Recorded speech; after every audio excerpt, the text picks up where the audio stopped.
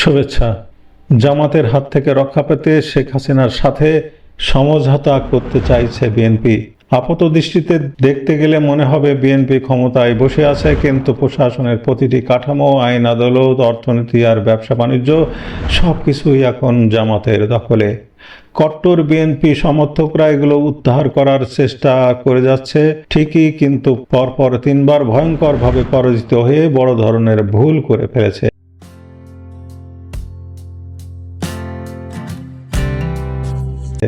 আসুন বিষয়টা আরো বিস্তারিত দেখি।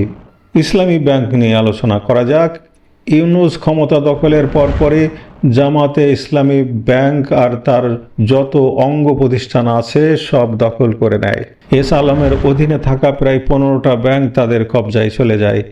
বিএনপি ক্ষমতায় যাওয়ার 2 মাসের মাথায় সেগুলো দখল করার জন্য আপ্রাণ চেষ্টা করে, কিন্তু সঠিক রাজনৈতিক পদক্ষেপ না নিয়ে জোর করে দখল করার চেষ্টা চালায়।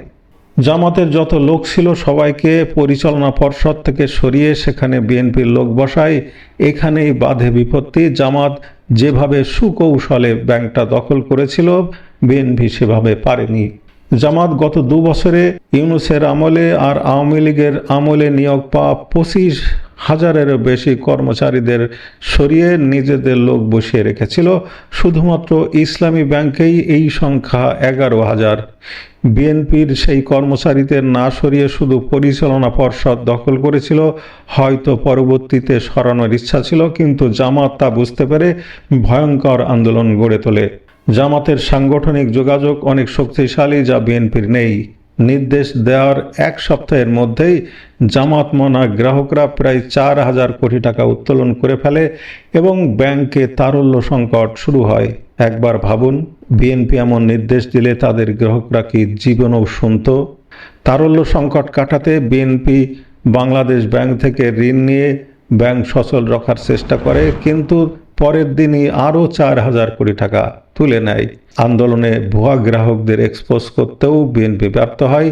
সোশ্যাল মিডিয়ায় এই কাজটা মূলত আওয়ামী লীগের লোকেরাই করেছে, কারণ বিএনপির সেই মাপের ইনফ্লুয়েন্সার নেই।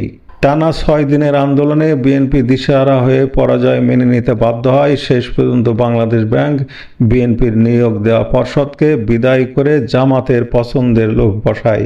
এটা ছিল বিএনপির প্রথম বড় ভুল। বাংলাদেশ ব্যাংক কি ভূমিকা নিয়েছে?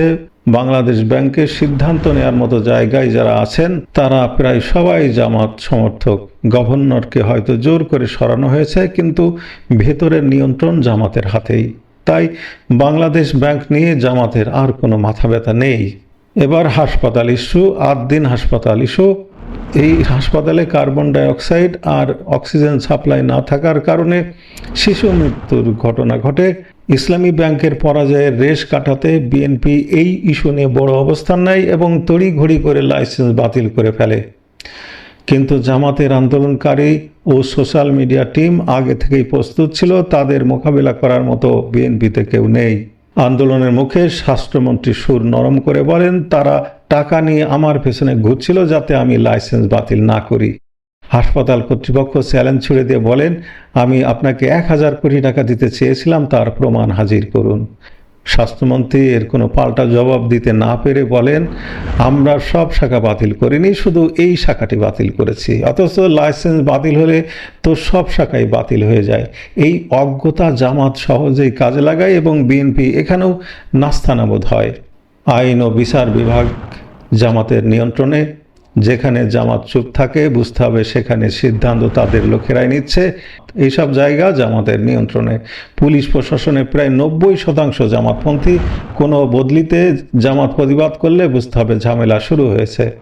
সেনাবাহিনীর দৈনন্দিন কর্মকাণ্ডে নীতি নির্ধারণের জায়গায় জামাত মতাদর্শের লোকজনই বেশি প্রভাবশালী। বিএনপির লোকজন থাকলেও তাদের সমর্থনে কিছু যায় আসে না। জামাত সরাসরি ক্ষমতায় কেন আসছে না? তাদের আসলে এখনই ক্ষমতায় আসার ইচ্ছা নেই, কারণ এতে সহজেই পতন হতে পারত। তারা নিজেদের অবস্থান পাকাপোক্ত করছে, যা ভবিষ্যতে তাদের নিরঙ্কুশ ক্ষমতায় নিয়ে আসবে। আওয়ামী লীগ মাঠের বাইরে থাকলে 300 আসনের মধ্যে তারা 280 থেকে 285 আসন পাবে, কিন্তু আওয়ামী লীগ মাঠে ফিরলে তারা সবকিছু হারাবে। তাই তারা এখন ধৈর্য ধরে আছে। বিএনপির তৃণমূল ও ছাত্র রাজনীতির বর্তমান অবস্থান। বিএনপির অনেক নেতাকর্মীর পরিবারের সদস্যরা এমনকি স্ত্রীরাও জামাত সমর্থন করে।